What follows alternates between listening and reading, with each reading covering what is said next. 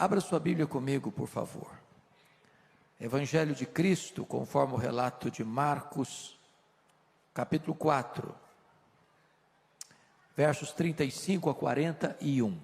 Marcos 4, 35 a 41.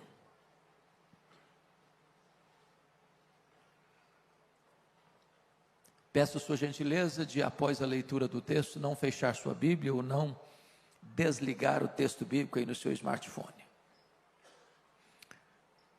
Está escrito assim: naquele dia, sendo já tarde, disse-lhes Jesus: passemos para outra margem. E eles, despedindo a multidão, o levaram assim como estava no barco, e outros barcos o seguiam. Ora, levantou-se grande temporal de vento, e as ondas se arremessavam contra o barco, de modo que o mesmo já estava a encher-se de água. E Jesus estava na popa, dormindo sobre o travesseiro. Eles o despertaram e lhe disseram: Mestre, não te importa que pereçamos? E ele, despertando, repreendeu o vento e disse ao mar: acalma-te, emudece. O vento se aquietou e fez-se grande bonança. Então lhes disse: por que sois assim tímidos? Como é que não tendes fé? E eles, possuídos de grande temor, diziam uns aos outros: quem é este, que até o vento e o mar lhe obedecem? Eu quero conversar um pouco com os meus irmãos sobre o tema: não desanime, Jesus está no controle.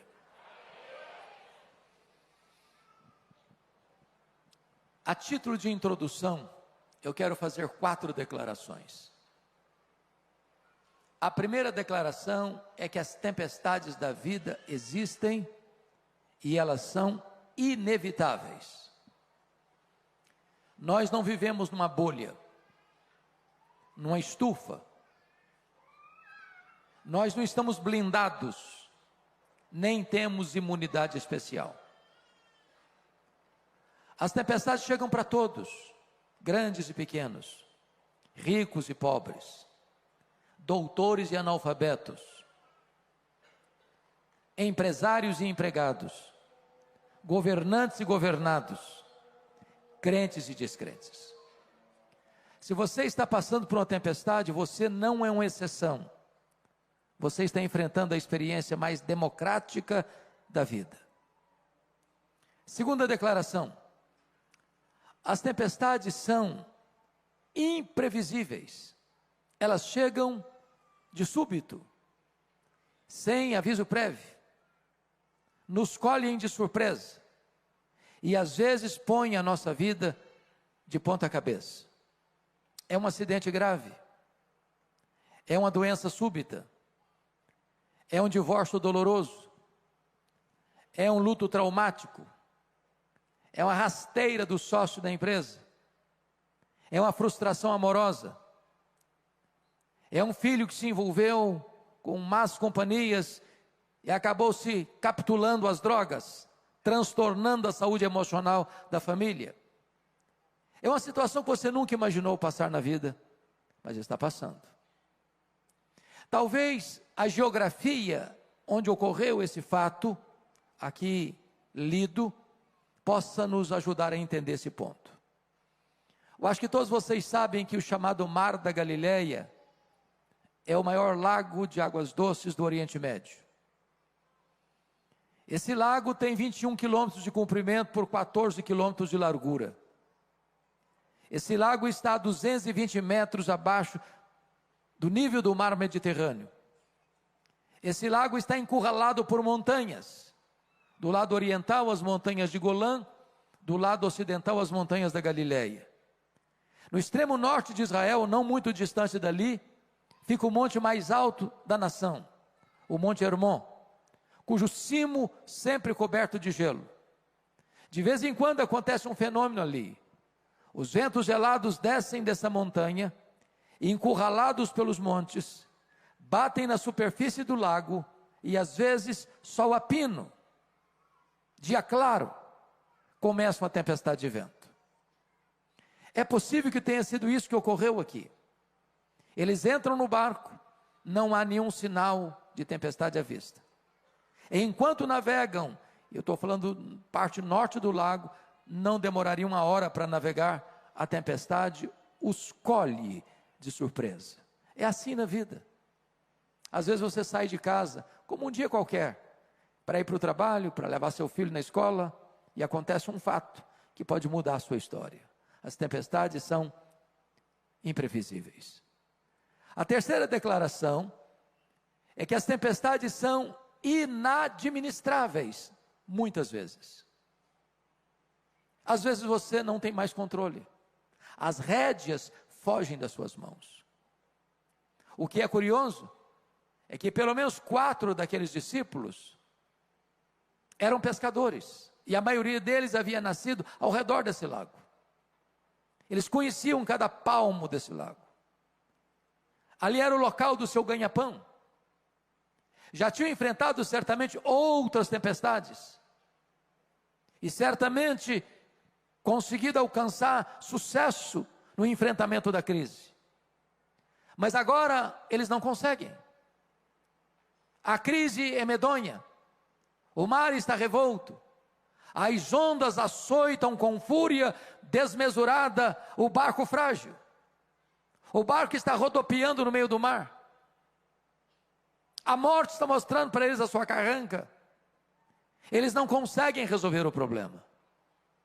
Às vezes na vida também é assim. Situações outrora pequenas, que você conseguia administrar, resolver, não consegue mais. Quantos de nós pastores aqui já ouvimos isso? Pastor, a pessoa com quem me casei é outra pessoa. É uma pessoa estranha. Eu não compreendo mais. Eu não entendo mais. Tornou-se uma pessoa dura, cáustica, tóxica. É assim na vida. Às vezes os problemas parecem insanáveis, insolúveis. As crises chegam e nós não conseguimos administrá-las. Mas a quarta verdade, a título de introdução, é consoladora. As tempestades são também pedagógicas. E isso significa que nós cremos que Deus é soberano. Nós não cremos em acaso. Nós não cremos em sorte. Nós não cremos em azar. Nós não cremos em determinismo cego. Nós não cremos em misticismo. Nós não cremos em olho gordo. Nós não cremos em macumba para crente. Nós cremos que a mão de Deus dirige o nosso destino. Se você está passando por uma tempestade, não é porque Deus está longe, não é porque Deus está indiferente, não é porque Deus não gosta de você, não é porque Deus foi pego de surpresa. Se você está passando por uma tempestade, é porque Deus tem um propósito nisso. As tempestades não vêm para nos destruir, vêm para tonificar as musculaturas da nossa alma. Elas não vêm para nos reprovar, elas vêm para nos provar e nos aprovar. As tempestades têm o propósito de nos colocar mais perto de Deus. Dito isto, à guisa de introdução, vamos à análise do texto. O contexto desta passagem é que Jesus passara todo aquele dia ensinando as parábolas do reino. E se você já deu aulas, pregou ou ensinou um dia inteiro, ao final do dia você está exausto. E então já era tarde quando Jesus entrou no barco com os discípulos e disse para eles: passemos para outra margem. E ele pegou um travesseiro, foi para a popa do barco, deitou e dormiu. Ele era perfeitamente homem. E enquanto Jesus dormia, e enquanto o barco deslizava pelas águas esmaltadas do lago de Genezaré, o mar da Galileia, chega a tempestade subitamente. E eu fico até imaginando Pedro dizendo para os seus colegas assim: vamos deixar o mestre descansar. Nós temos conhecimento, nós temos experiência, nós temos know-how, nós temos expertise, nós resolveremos o problema. Mas não conseguem. Quando haviam já baldados todos os esforços, diante da carranca da morte, o barco enchendo-se de água, eles recorrem a Jesus, no verso 38, com uma pergunta em tom de censura: Mestre, não te importa que pereçamos? E o texto diz que Jesus se desperta, repreende o vento, repreende o mar e diz: acalma, sossega. E o mar se encolhe como uma fera amansada, o vento recolhe as recâmaras, a grande bonança. Então Jesus se volta para eles no verso 40 e pergunta: por que sois assim tímidos? Como é que não tendes fé? E eles, tomados de profunda reverência, perguntam uns para os outros: quem é este, que até o vento e o mar lhe obedecem? Se vocês perceberam comigo, este texto está regido por 3 perguntas. Verso 38, a pergunta dos discípulos a Jesus. A segunda pergunta, verso 40, é a pergunta de Jesus aos discípulos. O verso 41, a terceira pergunta, é a pergunta entre os discípulos. Ora, se o texto está regido pelas 3 perguntas, é sobre elas que vamos conversar daqui para frente. Vamos então à primeira pergunta: Mestre, não te importa que pereçamos? Esta é a sua pergunta. Esta é a minha pergunta. Esta é a nossa pergunta. Nas horas mais difíceis da vida, nas madrugadas mais escuras da alma, nos vales mais profundos da nossa jornada, nas horas mais difíceis da nossa vida, quando as lágrimas rolam quente pela nossa face, quando as nossas forças se acabam, quando a morte nos espreita, quando a situação é irremediável, quando nós não sabemos mais o que fazer, quando nós já empregamos todo o nosso conhecimento e toda a nossa experiência e o problema só se agrava, quando você ora por um enfermo e a doença se agrava, quando você ora pela conversão de um marido ou de uma esposa e a pessoa se torna mais dura ainda, quando você ora por um filho e você não vê o sinal da transformação na vida dele, quando você acha que você não tem mais o que fazer, você recorre também a Jesus com esta mesma pergunta. Mas esta pergunta não é uma pergunta apenas, é uma censura. O que os discípulos estão dizendo é o seguinte: o Senhor não vai fazer nada? Vais continuar dormindo? Não estás percebendo o nosso perigo? Não estás vendo que a morte nos encurrala? Vais continuar assim? Não percebes que nós precisamos de socorro, de ajuda?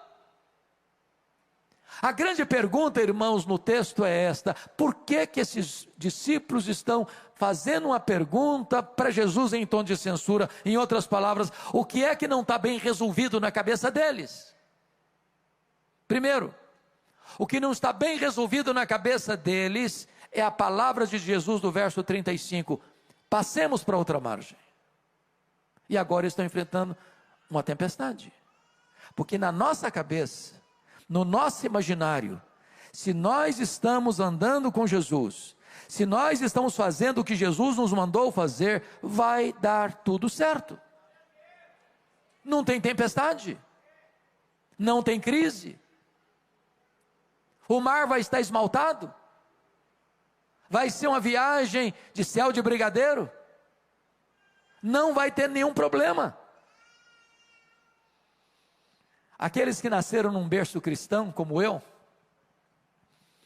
se lembram daquele cântico que aprendemos lá na infância: com Cristo no barco tudo vai muito bem, vai muito bem, vai muito bem. Com Cristo no barco tudo vai muito bem. O problema é que Jesus está no barco e não está nada bem. Esse é o problema. Você é crente, você é gente de Deus, você é dizimista fiel, você é um ofertante generoso, você é um crente comprometido e está passando por uma baita de uma tempestade.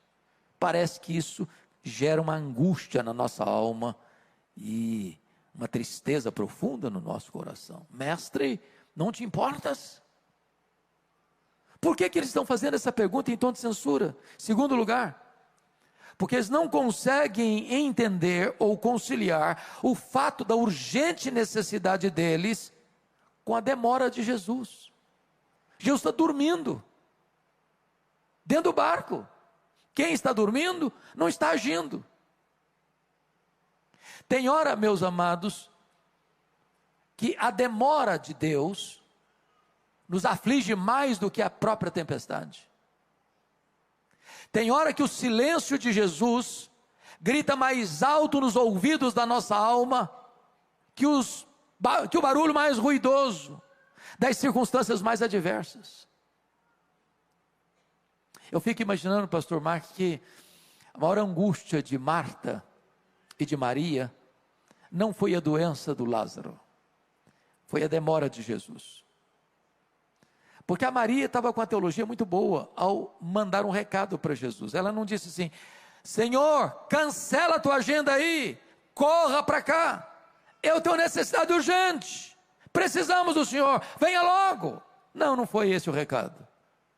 Mestre, está enfermo aquele a quem amas. Senhor, está enfermo aquele a quem amas. Não precisa falar mais nada. Quem ama tem pressa em socorrer a pessoa amada. Agora eu queria que você compreendesse comigo um ponto. Marta morava em Betânia e Jesus estava ensinando num local que era 35 quilômetros dali. Um dia de viagem, a pé. Então percebam vocês que aquele homem sai da casa da Marta, caminha um dia inteiro, chega lá e disse: Senhor, a Marta mandou falar para o Senhor que está enfermo aquele em quem tu amas. Aí Jesus diz assim: esta enfermidade não é para a morte, é para a glória de Deus. Mas Jesus disse para os discípulos assim: o Lázaro morreu. Morreu quando? No mesmo dia que o emissário saiu da casa da Marta. No segundo dia o homem volta com um recado para Marta: esta enfermidade não é para a morte, é para a glória de Deus. Mas quando ele chega lá, o Lázaro já está morto e sepultado. Olha o nó na cabeça da Marta. Diz o texto que Jesus fica mais 2 dias onde estava depois de receber o recado. Se o homem gastou um dia para ir, mais 2 dias são 3 dias. Aí Jesus vai no outro dia, que é o 4º dia. Quando chega lá, o Lázaro está morto e sepultado há 4 dias. Quando Marta vai encontrar-se com Jesus, ela nem falou shalom para ele, nem falou bom dia para ele, foi logo despejando a sua mágoa. Se tu estiveres aqui, meu irmão não teria morrido. Em outras palavras, o senhor chegou atrasado, agora não adianta mais. A grande pergunta dos judeus era esta: por que não impediu que Lázaro morresse? Ele tinha curado tanta gente, ou pelo menos algumas pessoas à distância, por que não curou Lázaro? Ou no mínimo, por que ele não veio com o emissário para demonstrar pelo menos solidariedade, amizade? Por que ele ficou mais tanto tempo para lá? Por que ele só veio no 4º dia? É porque havia uma crença entre os rabinos que um morto podia ser ressuscitado pela ação humana, como aconteceu com Elias e Eliseu, até o 3º dia do morto. Era a crença deles. Na crença deles, depois de 4 dias, nenhum homem poderia ser o instrumento do milagre, só o próprio Deus em pessoa podia fazer esse milagre. Jesus espera até o 4º dia, para que a nação de Israel entendesse que não era apenas um grande homem entre os homens, ele era o próprio Deus entre os homens. Eu quero dizer para você nesta noite, nesta tarde, que Jesus não chega atrasado. No tempo de Deus ele chega, na hora certa ele chega. Se ele parece atrasado, é porque está preparando algo maior e melhor para a nossa vida. Ele nunca desampara aqueles que nele esperam, ele trabalha para aqueles que nele confiam. Ele chega na hora certa. Então diz o texto, que diante da pergunta em tom de censura, Jesus se levanta, se desperta e diz para o mar: acalma. Diz para o vento: sossega. Eu quero dizer para você que o mar tem ouvidos, que o vento escuta a voz do Criador, que a natureza obedece à voz do Criador. Ele dá uma ordem e o universo aparece. Ele deu uma ordem e o sol para. Ele deu uma ordem e as estrelas aparecem. Ele deu uma ordem e o vento cessa. Ele deu uma ordem e o mar se acalma. Ele deu uma ordem e a enfermidade tem que ir embora. Ele deu uma ordem, os demônios têm que bater em retirada. Ele deu uma ordem e os anjos saem para obedecê-lo. A sua voz é poderosa. A sua voz despedaça os cedros do Líbano. A sua voz faz tremer o deserto. E a sua voz está ecoando aqui nesta tarde. A sua voz é poderosa.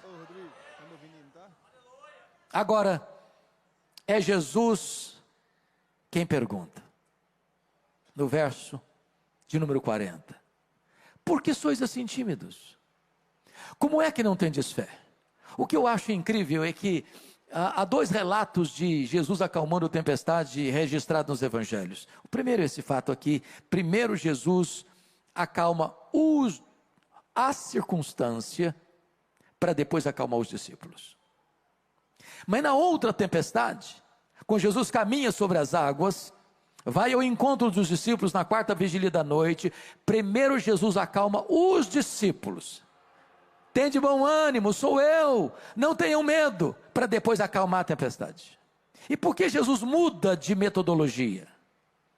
Porque Jesus sabe que às vezes a tempestade que nos assola está do lado de fora de nós. E Jesus sabe que tem hora que a tempestade que nos assola está dentro de nós. Tem hora que o maior perigo que enfrentamos são as circunstâncias da vida. Tem hora que o maior perigo que nós enfrentamos são os nossos sentimentos. E Jesus está aqui e sabe qual é a tempestade de fora e qual é a tempestade de dentro. E Ele está aqui hoje para acalmar a tempestade de fora e a tempestade de dentro. Ele está aqui para acalmar as circunstâncias e acalmar o seu coração. Mas Jesus então pergunta para eles assim: por que sois assim tímidos? Por que vocês estão com medo? Por que vocês não têm fé? Agora pense comigo, transporte-se para aquela data, para aquela circunstância, para aquele momento. Você estaria com medo? É um barco frágil, está à noite, o mar revolto, o barco se enchendo d'água, a morte mostrando a carranca para eles. E Jesus pergunta assim: por que vocês estão com medo? Como é que vocês não têm fé? Você estaria com medo? Eu só fiz, pastor Mark, um cruzeiro de navio grande na vida. Fiz vários cruzeiros pequenos. Navio grande só fiz uma vez. E prometi a mim mesmo nunca mais fazer outro na vida. Meus irmãos, foi uma coisa horrorosa. Saiu de Santos para as praias do interior do Rio, um congresso a bordo. Todo mundo naquele navio ficou nauseado. Ondas de 5 metros.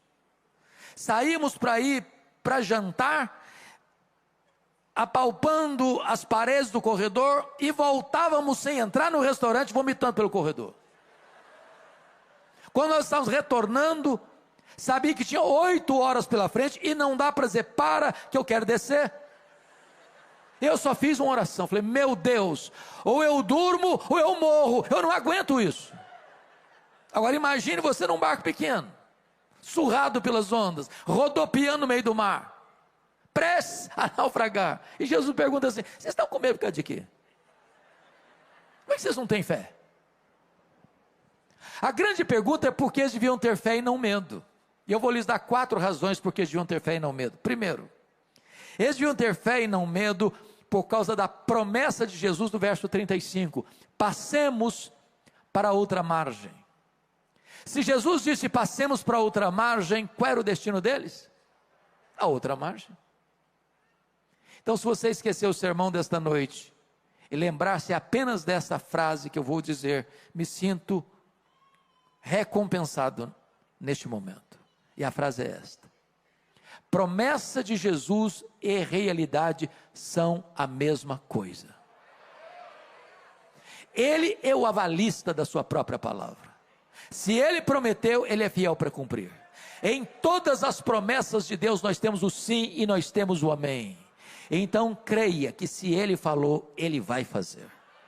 Se Ele diz passemos para outra margem, o destino é a outra margem e não o fundo do mar. Segunda coisa, por que eles deviam ter fé e não medo? É por causa da presença de Jesus. Jesus estava dentro daquele barco. E Jesus é o Criador do céu, e Jesus é o Criador da terra, e Jesus é o Criador do mar, e Jesus é o Criador do vento, e a criatura não pode vencer o Criador tem controle sobre a criatura.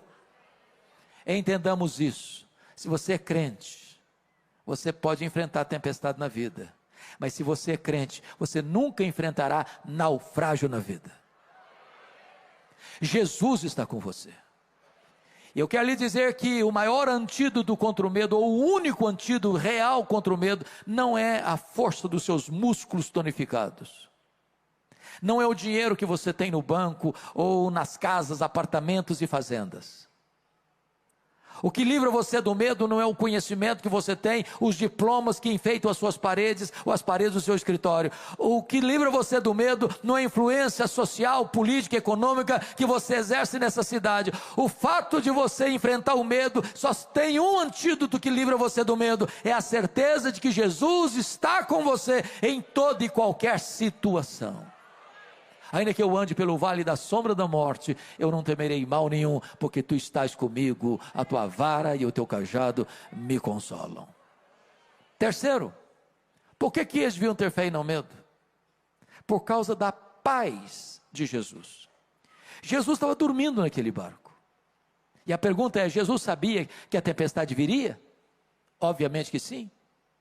E se sabia, por que dormiu? Dormiu porque sabia que tudo estava sob controle.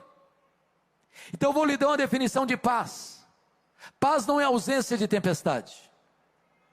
Paz é a certeza que apesar da tempestade, tudo está sob controle. Não do seu controle, não do meu controle, mas do controle de Jesus. Ele não perdeu as rédeas da sua vida porque você está passando por uma crise. Ele não está impotente de mãos amarradas, porque você está enfrentando um vale sombrio. Entenda isso. O Senhor Jesus está com você. E mesmo na tempestade, você pode ter aquela paz que excede todo o entendimento. Quarto lugar. Por que eles deviam ter fé e não medo? Por causa do poder de Jesus.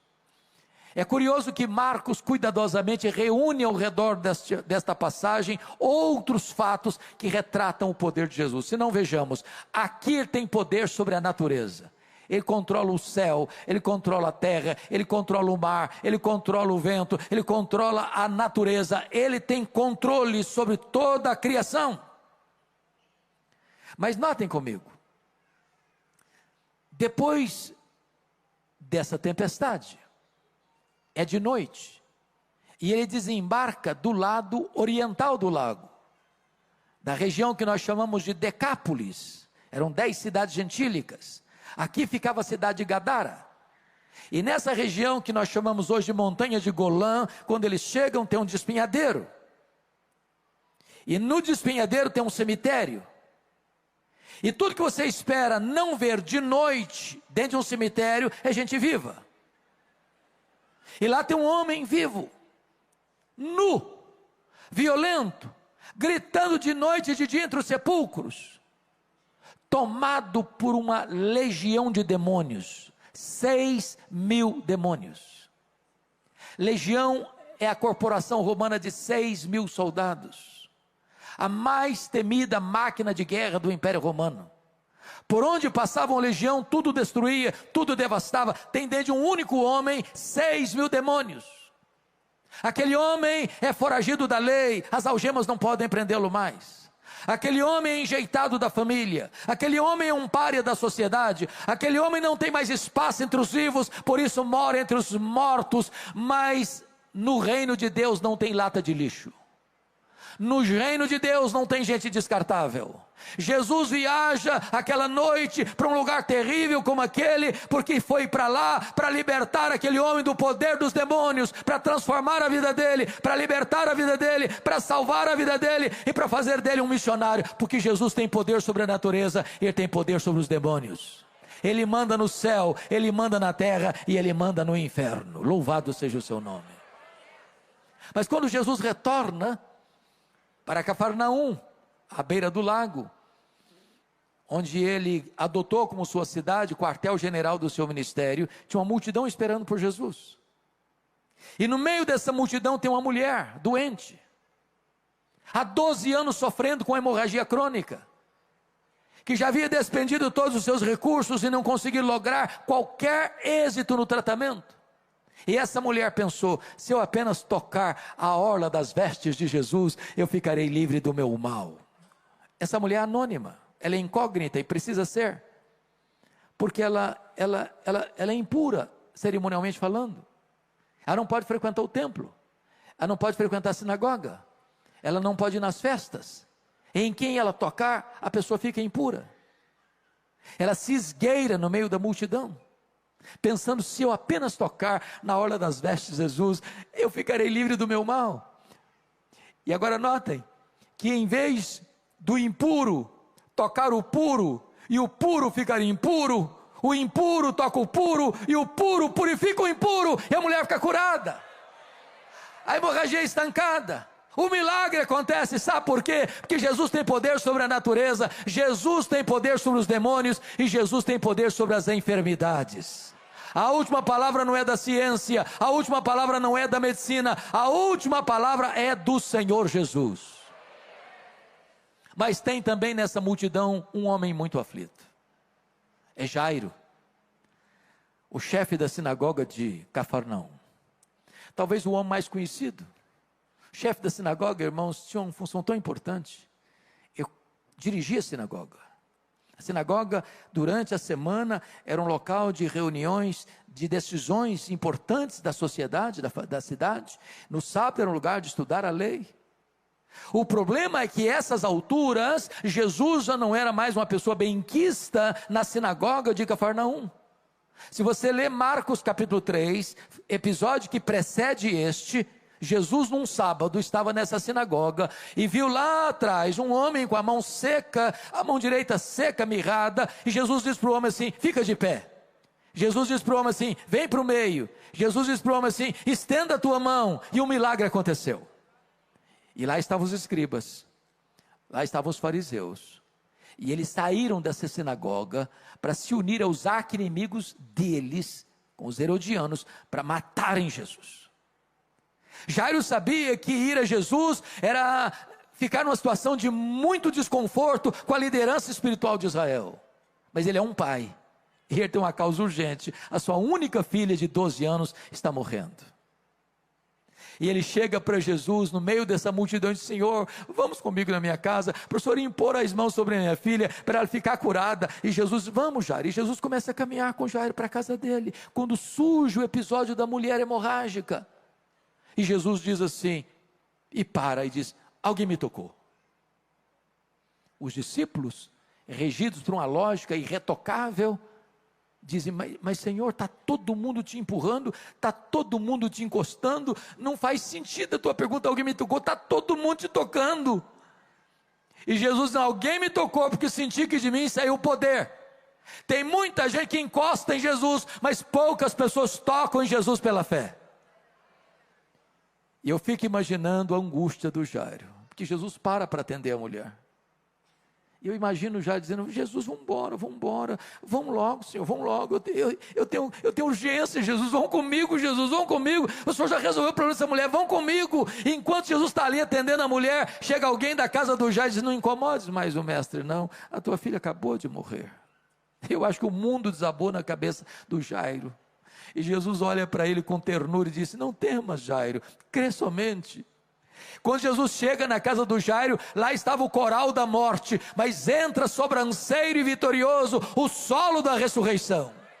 E Jesus entra no quarto da menina e fala na língua materna dela, o aramaico, naquela linguagem que uma mãe diz para a menina adolescente que tem dificuldade de levantar de manhã para ir para a escola: Talita cumi, menina, está na hora de despertar, está na hora de levantar. E a morte solta as garras da menina e ela ressuscita, porque Jesus tem poder sobre a natureza, Jesus tem poder sobre os demônios, Jesus tem poder sobre as enfermidades, e Jesus tem poder sobre a morte. Ele mesmo entrou nas entranhas da morte, arrancou o aguilhão da morte, matou a morte e ressuscitou, inaugurando a imortalidade. Ele é a ressurreição e a vida, e se você crer nele nesta noite, você nunca morrerá eternamente, mas passou da morte para a vida.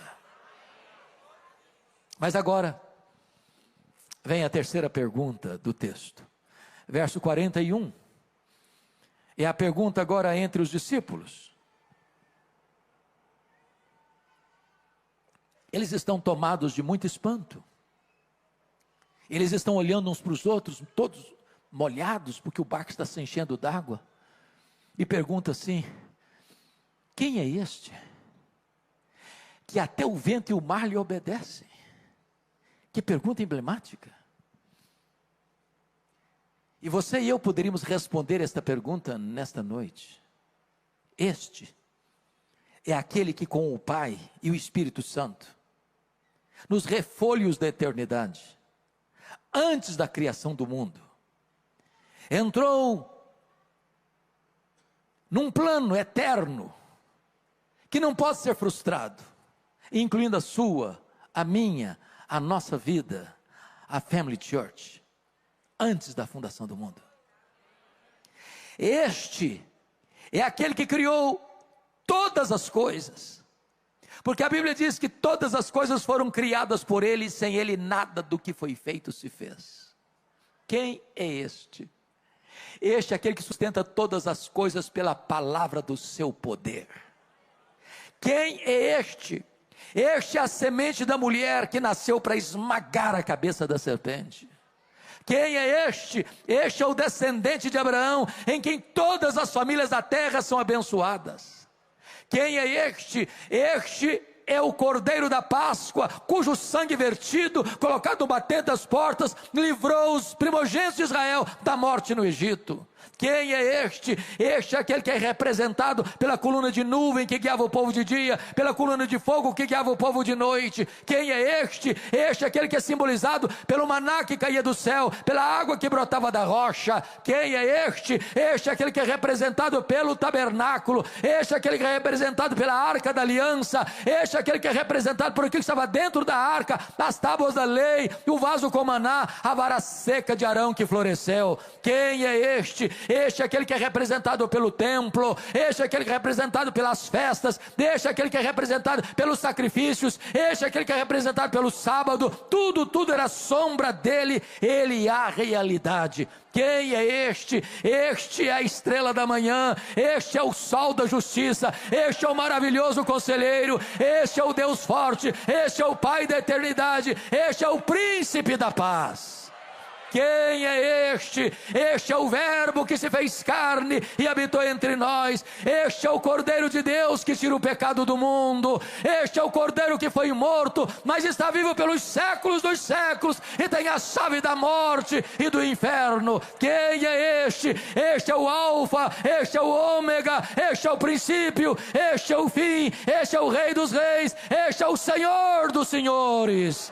Quem é este?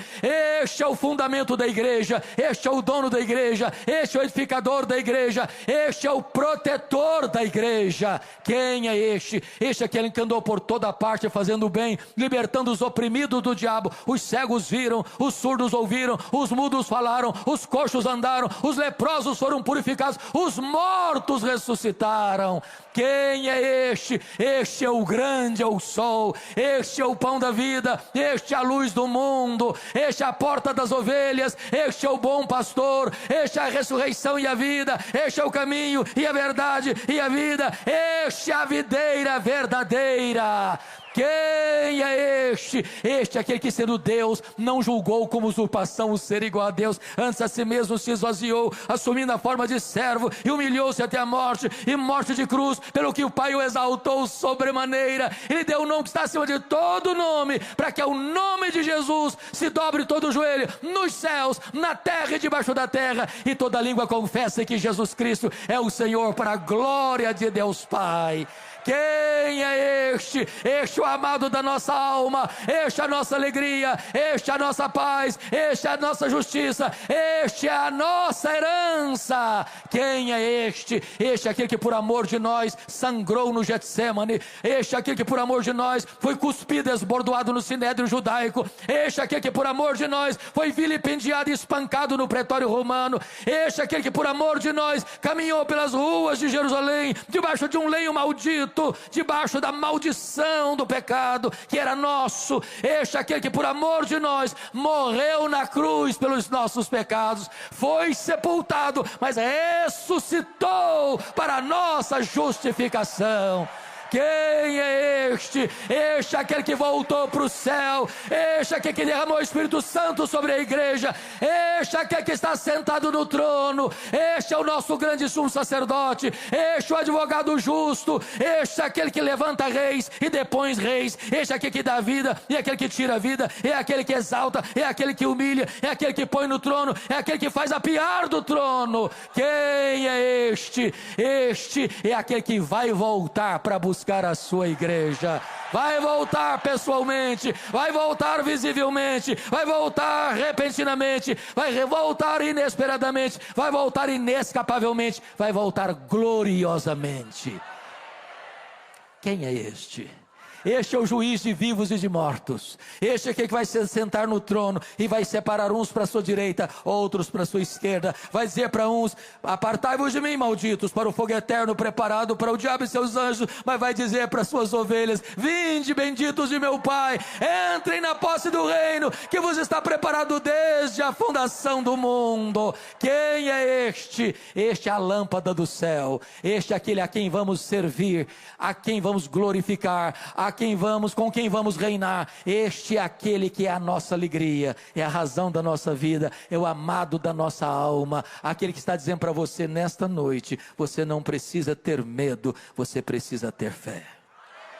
A este Jesus a honra, a este Jesus a glória, a este Jesus do domínio, a este Jesus o poder, agora e pelos séculos eternos. Aleluia, aleluia, amém.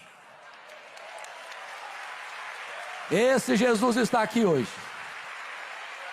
Esse Jesus está presente aqui nesta noite. Esse Jesus quer acalmar as tempestades da sua alma. Esse Jesus quer pacificar o seu coração. Esse Jesus quer perdoar os seus pecados. Esse Jesus quer romper as cadeias da sua vida. Esse Jesus quer dar a você hoje a vida eterna, vida plena e vida abundante. Feche os seus olhos por um instante. Feche os seus olhos por um instante. Eu quero orar em seu favor. Você não veio aqui hoje por acaso. O próprio Deus trouxe você nesta tarde, nesta noite, a esta casa. Eu não sei como você entrou aqui hoje. Quais são as suas tempestades? Quais são as suas dores? Quais são as suas angústias? Mas Ele está aqui. Ele está aqui para curar o enfermo, para libertar o cativo, para acalmar a tempestade da sua alma. Ele está aqui para levar você ao porto seguro e divinal. Ele está aqui para mostrar para você o seu poder, acalmar o seu coração e acalmar as circunstâncias da sua vida. Ele é o todo-poderoso Deus. Ele tem controle sobre a natureza, sobre os demônios, sobre as enfermidades, sobre a própria morte. Não há problema que Ele não resolva. Não há crise que Ele não reverta. Não há vida tão difícil e complicada que Ele não restaure e transforme. Não há casamento tão doente que Ele não cure. Não há família sem solução. Jesus está aqui. E Ele é o mesmo ontem, hoje, eternamente o mesmo. E se você hoje precisa deste milagre de Jesus na sua vida, onde você estiver, fique de pé, eu quero orar em seu favor. Se você precisa desse milagre na sua vida, nesta noite, eu quero orar por você.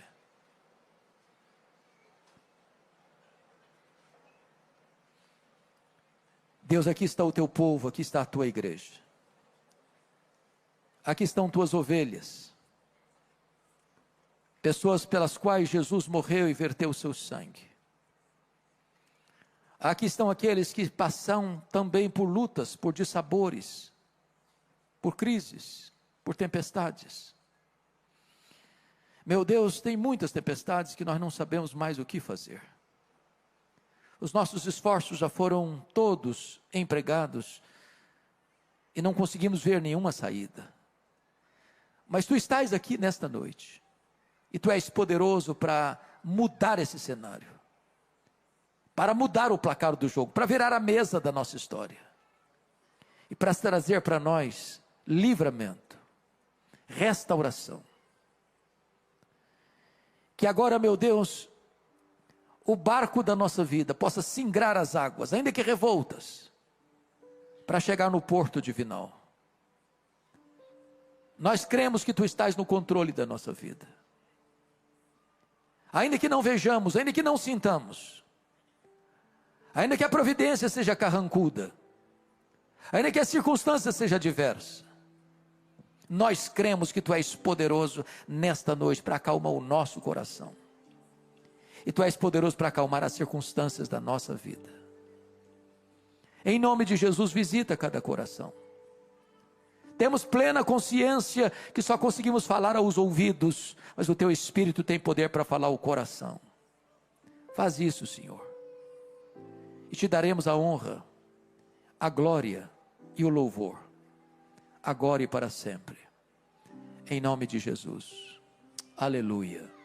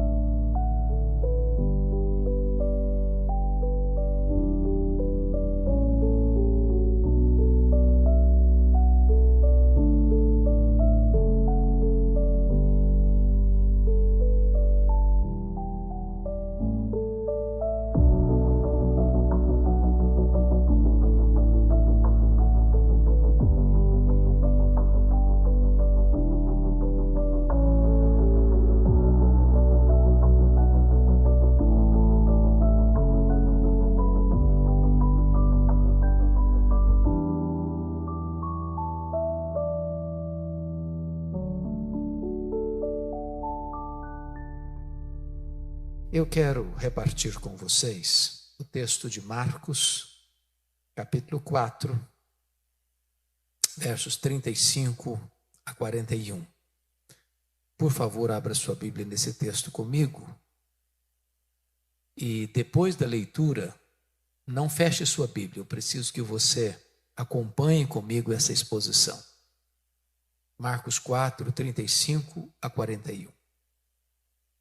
Está escrito o seguinte: naquele dia, sendo já tarde, disse-lhes Jesus: passemos para outra margem.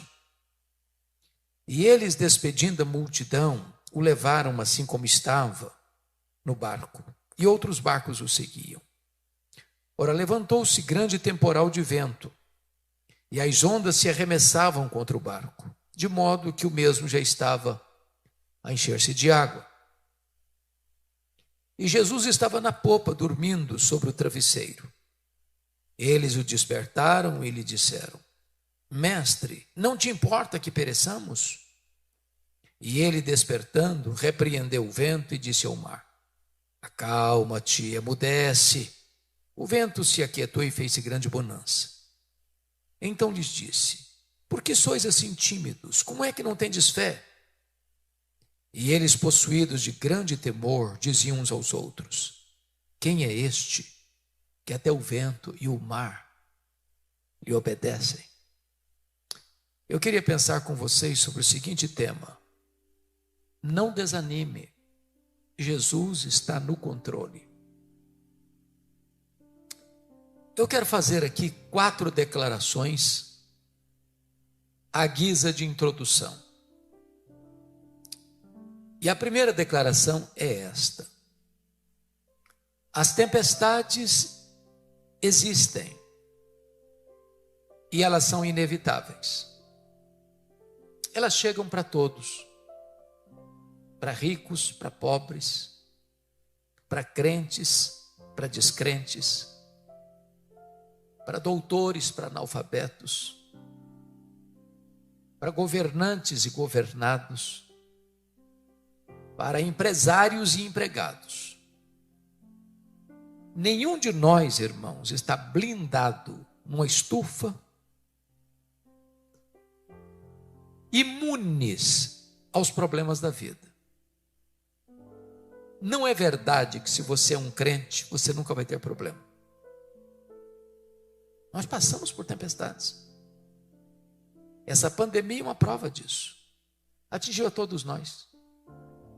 Pessoas a quem amamos, melhores do que nós, foram ceifadas. Sabe por quê? Porque as tempestades são inevitáveis. Segunda verdade que eu quero declarar a título de introdução é que as tempestades são também imprevisíveis. Elas chegam subitamente, sem aviso prévio. E muitas vezes nos colhem não só de surpresa, mas põem a nossa vida de ponta cabeça. É um acidente grave, é uma doença súbita, é uma situação que você nunca imaginou passar, mas está passando. Os problemas chegam nas horas menos esperadas. E eu queria ilustrar isso com este local. Vocês sabem que este chamado Mar da Galileia, também a Bíblia chama de Lago de Genezaré, não é um mar.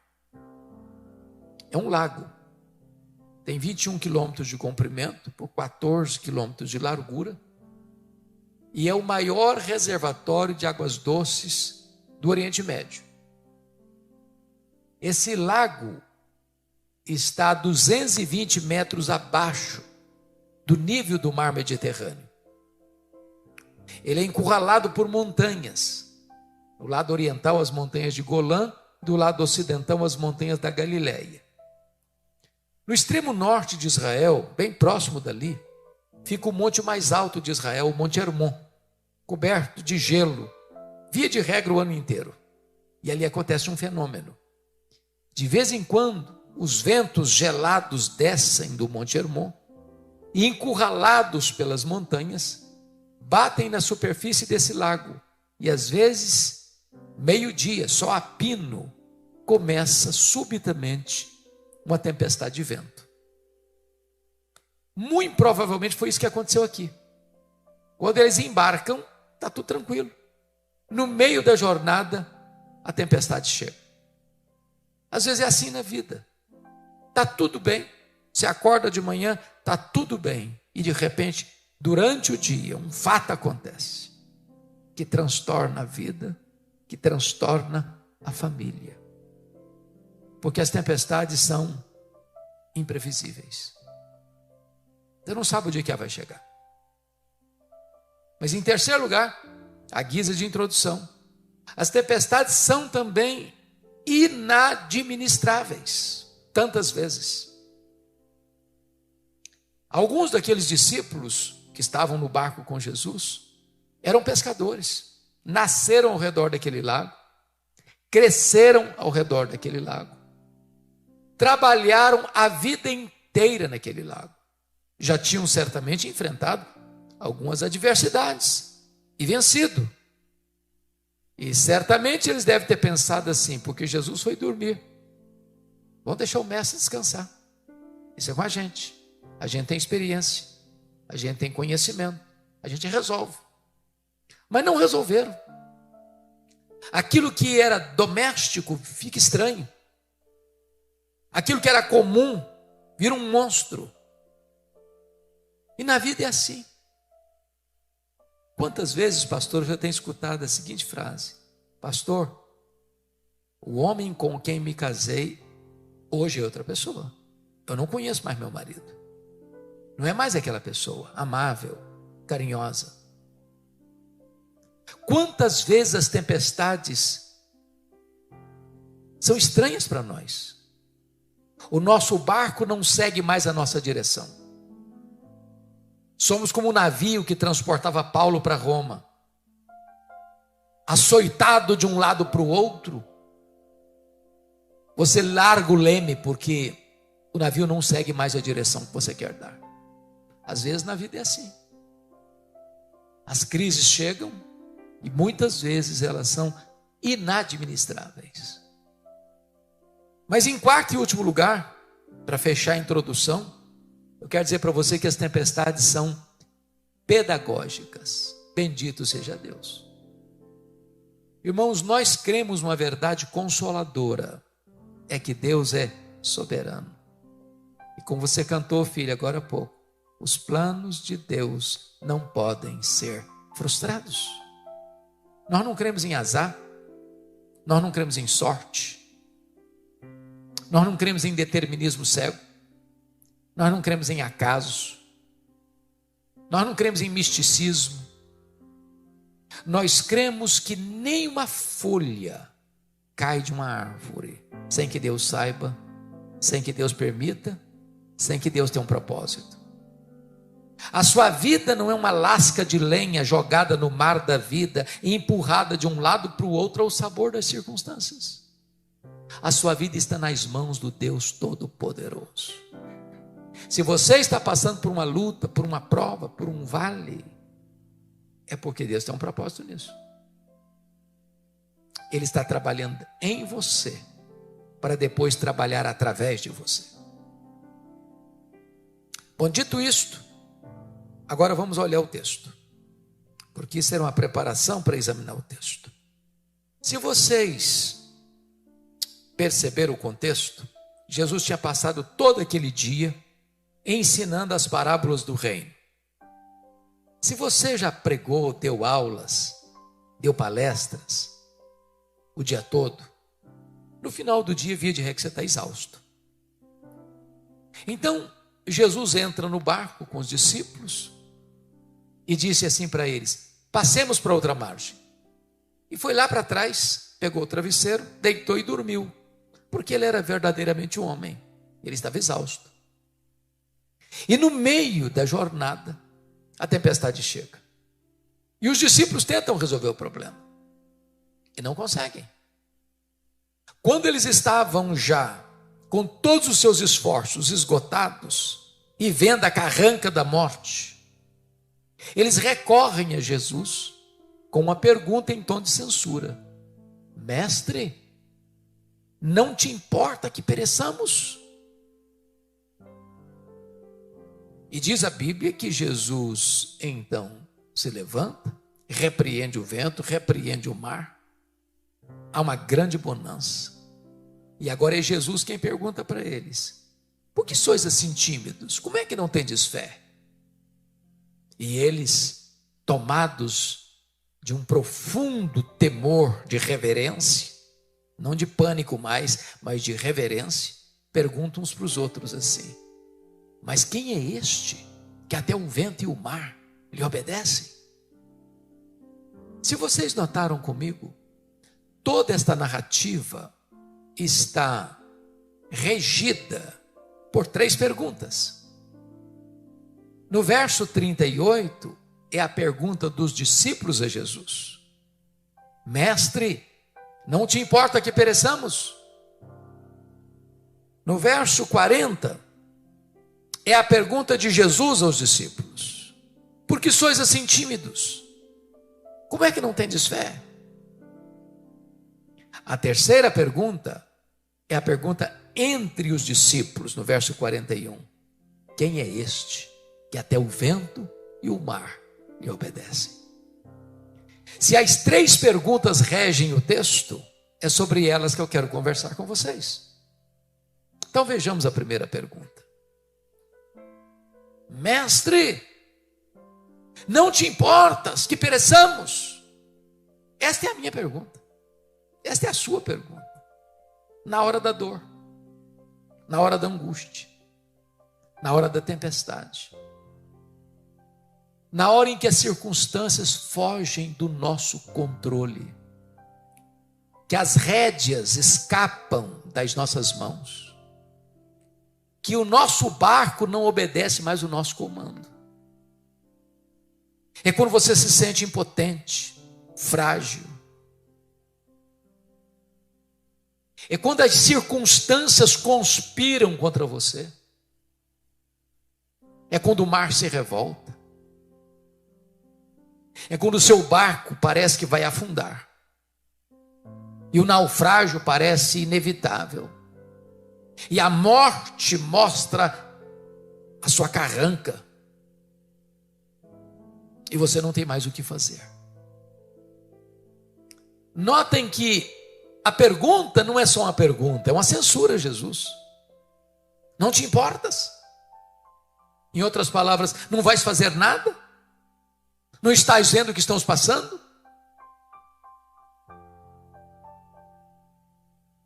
A grande pergunta que precisamos fazer é esta: por que eles estão fazendo esta pergunta com um tom de censura?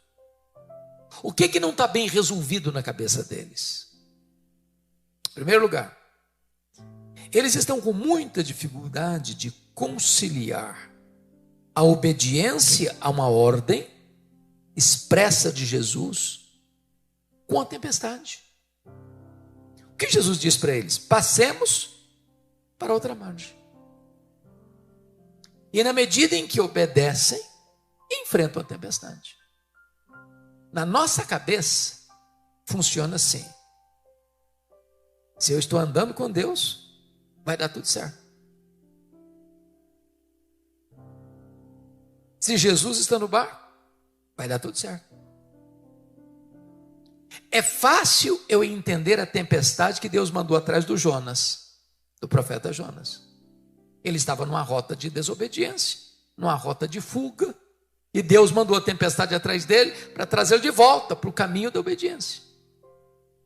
Notinha de rodapé: crente desviado é endereço certo de tempestade. Deus vai mandar a tempestade atrás de você. Não é para destruir você, é para trazer você de volta.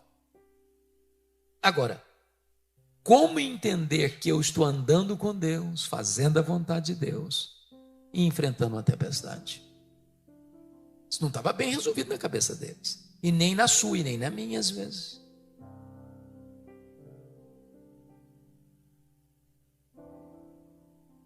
Mas tinha uma segunda coisa que não estava bem resolvida na cabeça deles.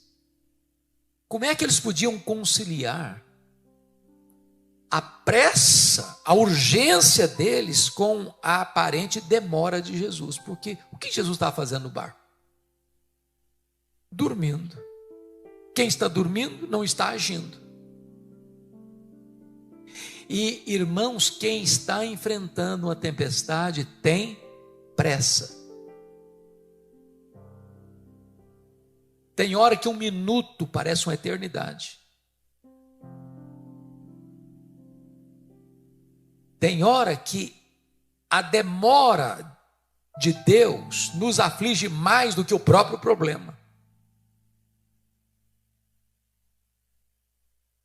Pense comigo em Marta. Eu acho que o maior drama da Marta não foi nem a enfermidade do Lázaro. Foi o fato dela ter anunciado, comunicado para Jesus: está enfermo aquele quem amas. E aguardar Jesus chegar. E olhar na curva da estrada.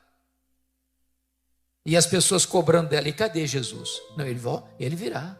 Ele não deixa a gente na mão, não. Ele não vai deixar a gente na mão, não. Ele é amigo nosso. Ele vai chegar. E o Lázaro piorando. E de repente alguém chegou: Marta, o Lázaro acabou de morrer. E o seu Jesus não chegou. Ela ficou engasgada com isso. Quando Jesus chegou na aldeia, antes de falar shalom para Jesus, bom dia, na nossa linguagem, ela foi logo expondo a sua mágoa. Se tu estiveras aqui, meu irmão não teria morrido. Em outras palavras, tu chegaste atrasado.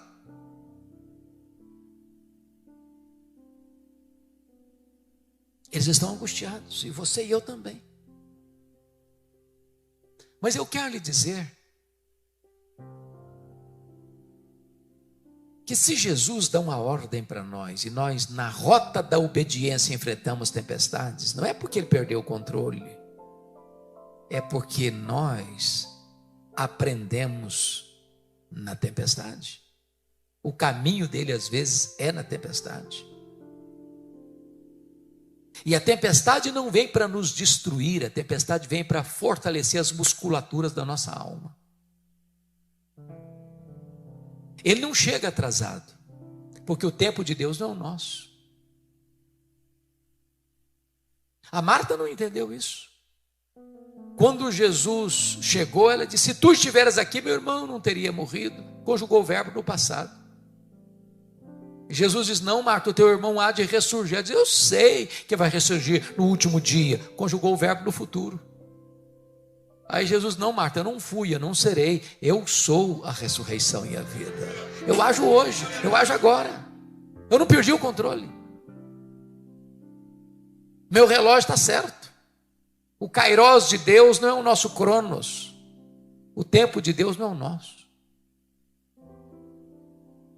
Bom, mas diz a Bíblia que Jesus então se desperta e repreende o vento, e repreende o mar, diz: acalma, emudece. Eu quero dizer para você que o vento tem voz, tem ouvidos, e o mar escuta a voz do Criador. E como a fera selvagem, recua e se encolhe. O que eu acho incrível é que numa outra experiência da tempestade do mar, Jesus mudou a metodologia. Aqui, primeiro ele acalma o mar e o vento, para depois acalmar os discípulos. Na segunda tempestade, Jesus não está dentro do barco. Jesus caminha sobre o mar. E lá, na segunda vez, primeiro ele acalma os discípulos, para depois acalmar o mar. Por que Jesus mudou de metodologia? É que ele sabe que às vezes o nosso maior problema é a circunstância. Mas ele sabe também quando o nosso maior problema não é a circunstância, é a tempestade que está dentro de nós. E ele sabe discernir quando a tempestade está dentro de nós e quando a tempestade está fora de nós. E ele está aqui nesta noite, capaz de acalmar a tempestade de fora e a tempestade de dentro. E é Jesus quem diz agora: por que sois assim tímidos? Por que vocês estão com medo? Por que vocês não têm fé? Agora, pense comigo. Se você e eu estivéssemos lá, qual seria a nossa postura? Na mesma circunstância. Num barco frágil, de noite. As ondas jogando golfadas d'água dentro do barco. E o barco quase na pique, enchendo-se d'água. Você estaria com medo ou não? Ô, gente, eu só fiz um cruzeiro em navio grande na vida. Já fiz vários cruzeiros pequenos, mas grande só fiz um. Saiu de Santos e foi para o interior do Rio, nas praias do Rio. E eu prometi para mim mesmo nunca mais fazer outro na vida. Ondas de 5 metros. Foi um congresso a bordo. Ô, gente, desculpe da expressão, mas todo mundo do navio vomitou. É uma coisa horrorosa. Quando saiu, não andou 15 minutos, eu sabia que eram 8 horas. Todo mundo nauseado. Eu fiz uma oração, falei, Deus, ou eu durmo ou eu morro. É desse jeito. Agora, por que aqueles discípulos deveriam ter fé e não medo?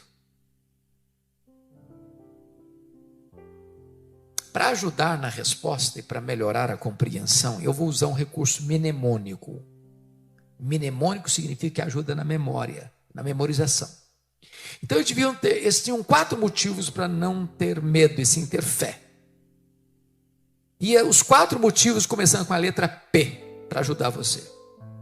Por que eles deviam ter fé e não medo? Primeiro, por causa da promessa de Jesus, versículo 35. Passemos para outra margem. Se Jesus disse, passemos para outra margem, qual era o destino deles? A outra margem. Então vou lhe dizer uma frase que, se você memorizar para mim, já me dou por satisfeito nessa noite. Promessa de Jesus e realidade são a mesma coisa. Porque aquele que prometeu é fiel para cumprir.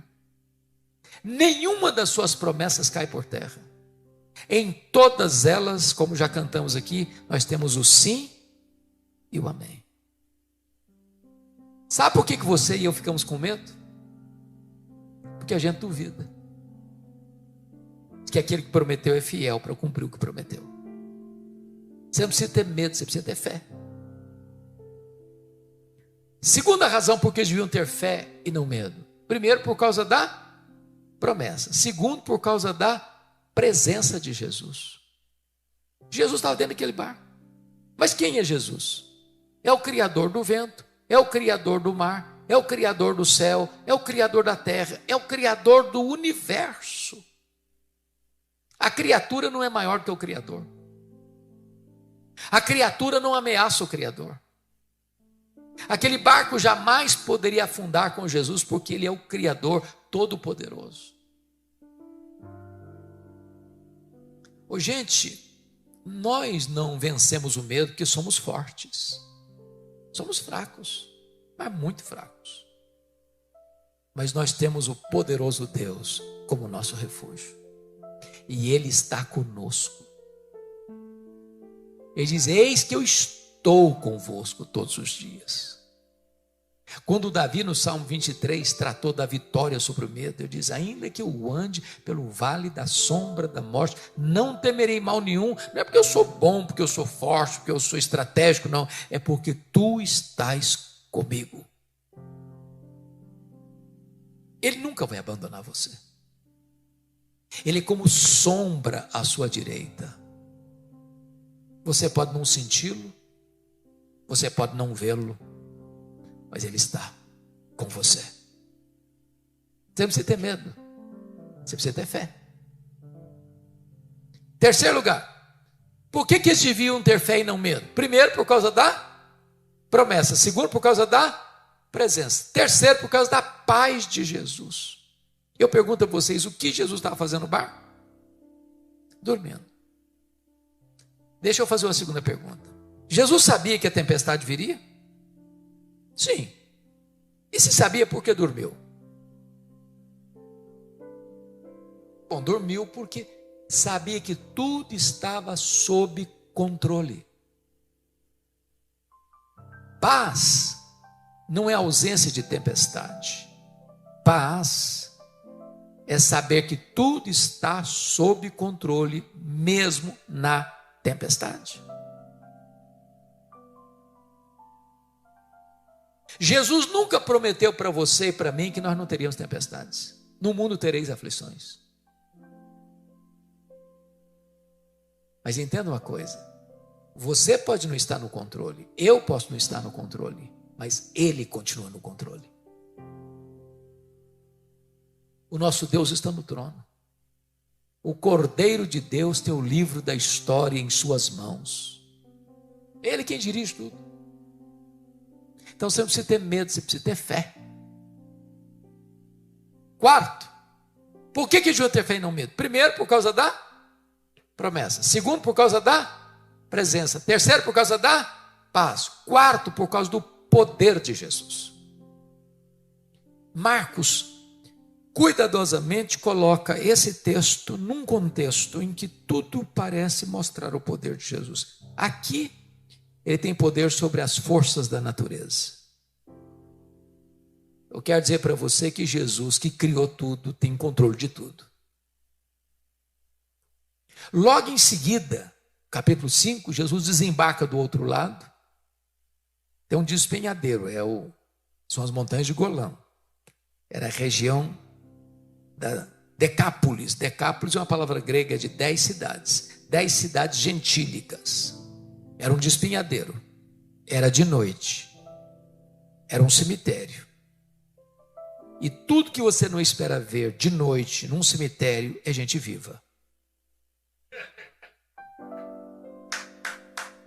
E tinha um homem vivo, nu, gritando, furioso, ferindo-se com pedras, violento,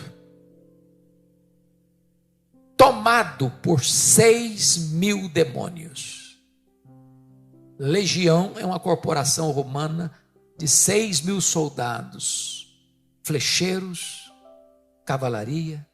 Era a maior máquina de guerra do Império Romano. Era a mais temida máquina de guerra do Império. E Jesus propositadamente faz essa viagem para lá. Para libertar um homem. E fazer dele um missionário para sua família. Sabe por quê? Porque Jesus tem poder sobre a natureza e tem poder sobre os demônios. Quando Jesus retorna para outra margem, para o lado de cá, onde ele morava em Cafarnaum, uma multidão aguarda. E tem uma mulher que sofre há 12 anos de uma hemorragia. E ela já tinha gastado todo o dinheiro dela com os médicos e não tinha resolvido o problema. E ela pensou, se eu apenas tocar na orla das vestes de Jesus, eu ficarei curada. E ela furtivamente, porque ela estava impura, se as pessoas soubessem, não permitiriam que ela ficasse no meio da multidão, tudo que ela tocava ficava impuro. Cerimonialmente ela estava impura. E ela furtivamente toca na orla das vestes de Jesus. Imediatamente a hemorragia é estancada e ela fica curada. Sabe por quê? Porque Jesus tem poder sobre a natureza, poder sobre os demônios e poder sobre as enfermidades. A última palavra não é da medicina, a última palavra é do Senhor Jesus.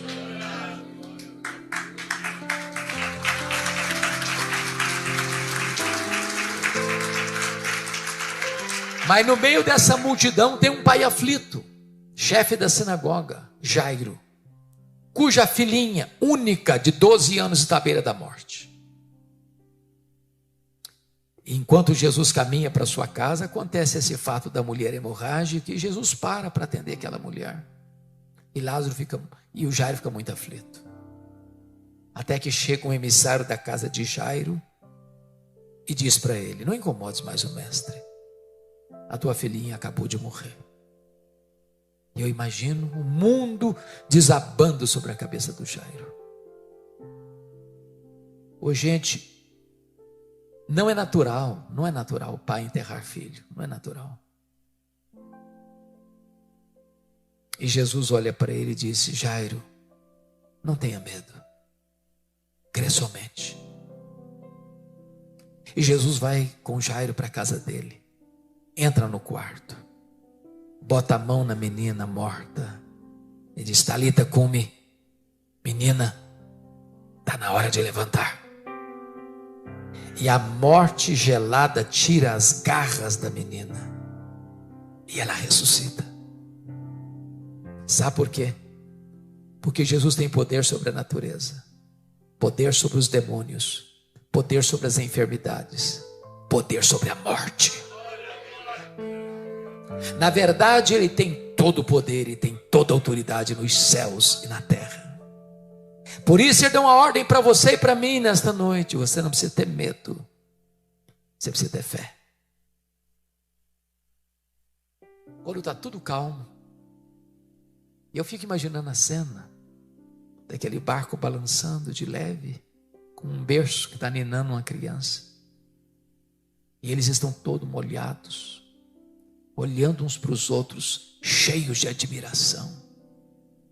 Eles que já conheciam Jesus, eles que já eram discípulos de Jesus, eles que já tinham visto tantos milagres de Jesus, estão pasmos, admirados, e perguntam uns para os outros assim: mas quem é este que até o vento e o mar lhe obedecem? Que pergunta emblemática. Hoje nós poderíamos responder essa pergunta dizendo assim: este é aquele que com o Pai e com o Espírito Santo, lá nos refolhos da eternidade, antes que o mundo fosse criado, tinha plena comunhão na realidade intratrinitariana. Quem é este? Este é aquele que criou todas as coisas, porque todas as coisas foram feitas por intermédio dele, e sem ele nada do que foi feito se fez, as coisas visíveis e as invisíveis. Quem é este? Este é aquele que sustenta todas as coisas pela palavra do seu poder. Quem é este? Este é a exata expressão do ser de Deus. Este é o resplendor da glória. Este é aquele em quem habita plenamente toda a plenitude da divindade. Quem é este? Este é a semente da mulher que nasceu para esmagar a cabeça da serpente. Quem é este? Este é aquele de quem os patriarcas falaram, para quem os profetas apontaram. Este é aquele que foi simbolizado pelo Cordeiro da Páscoa, cujo sangue vertido, colocado no batente das portas, salvou os primogênitos hebreus da morte no Egito. Quem é este? Este é aquele que foi simbolizado pelo tabernáculo. Este é aquele que foi simbolizado pela arca da aliança.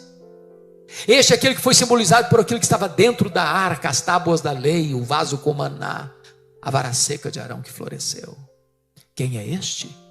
Este é aquela coluna de nuvem que seguiu o povo durante o dia, e aquela coluna de fogo que seguiu o povo durante a noite. Quem é este? Este é aquele que foi simbolizado pelo maná que caía do céu, pela água que brotava da rocha. Este é aquele que foi simbolizado pelo templo. Este é aquele que foi simbolizado pelas festas, pelos sacrifícios, pelo sábado. Tudo isso era sombra da realidade que veio nele.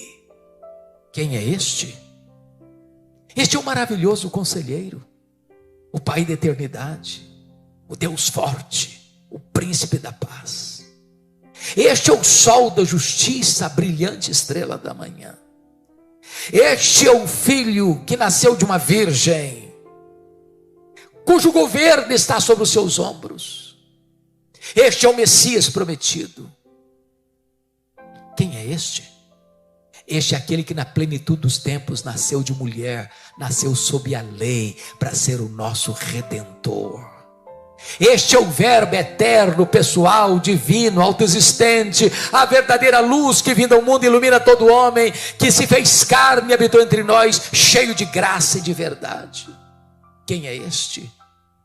Este é aquele que andou por toda parte fazendo o bem, libertando os oprimidos do diabo. Os cegos viram, os surdos ouviram, os mudos falaram, os coxos andaram, os leprosos foram purificados e os mortos ressuscitaram. Quem é este? Este é o grande eu sou. Este é o pão da vida. Este é a luz do mundo. Este é a porta das ovelhas. Este é o bom pastor. Este é a ressurreição e a vida. Este é o caminho, a verdade e a vida. Este é a videira verdadeira. Quem é este? Este é o Cordeiro de Deus que tira o pecado do mundo. Este é o Filho de Deus, este é o Salvador, este é o Messias, este é o Senhor, este é o Rei dos Reis, este é o Senhor dos Senhores. Quem é este? Este é o fundamento da igreja, este é o edificador da igreja, este é o dono da igreja, este é o cabeça da igreja, este é o protetor da igreja. Quem é este?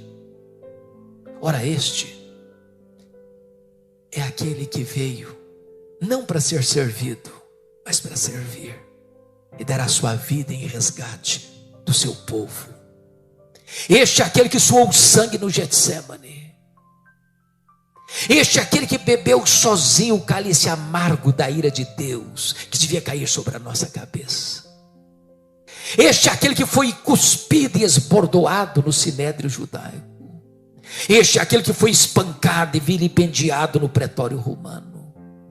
Este é aquele que carregou a cruz pesada, aquele lenho maldito, pelas apinhadas e estreitas ruas de Jerusalém, debaixo de vaias e apupos de uma multidão sangue sedenta. Quem é este? Este é aquele que foi estendido naquele leito vertical da morte, entre a terra e os céus. Este é aquele que transformou aquele patíbulo de horror num palco para a glória de Deus e num instrumento para a nossa salvação. Quem é este? Este é aquele que entrou nas entranhas da morte, arrancou o aguilhão da morte, matou a morte e ressuscitou, inaugurando a imortalidade. Quem é este? Este é aquele que voltou para o céu, derramou o Espírito Santo sobre a igreja e está sentado no trono, de onde dirige o universo, as nações e a sua igreja. Quem é este? Este é aquele que é o nosso grande sumo sacerdote, o advogado justo que vive para interceder por nós, por isso podemos ser salvos totalmente. Quem é este? Este é o amado da nossa alma, este é a nossa alegria, este é a nossa paz, este é a nossa justiça, este é a nossa herança, este é a nossa recompensa, este é o noivo da igreja que vai voltar pessoalmente, visivelmente, audivelmente, repentinamente, inesperadamente, inescapavelmente, gloriosamente. Quem é este? Este é o juiz de vivos e de mortos, que vai assentar no trono e julgar as nações. Quem é este? Este é aquele que vai lançar no lago do fogo o anticristo, o falso profeta, o diabo, a morte e todos aqueles cujos nomes não estão escritos no livro da vida. Quem é este? Este é o nosso amado, o noivo, o eterno Filho de Deus, o nosso Salvador, o Senhor, que vai chamar a sua noiva e vai entrar com ela para as bodas do Cordeiro e vai dizer para você e para mim: vinde, benditos de meu Pai, entrem na posse do reino que vos está preparado desde a fundação do mundo. Quem é este? Este é aquele com quem nós vamos reinar para sempre e sempre e sempre. Este é a razão da nossa vida. Este é aquele que diz para você nesta noite: você não precisa ter medo, você precisa ter fé, porque tudo está sob